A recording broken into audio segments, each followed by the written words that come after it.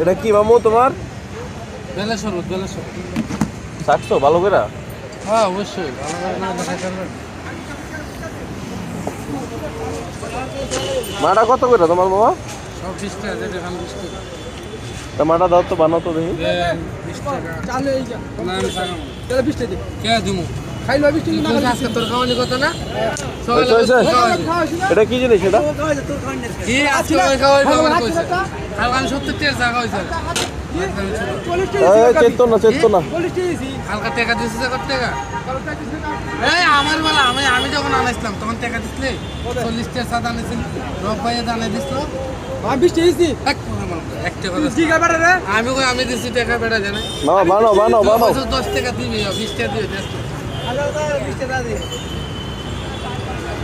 কালকে আমি 70 টাকা জায়গা 70 টাকা।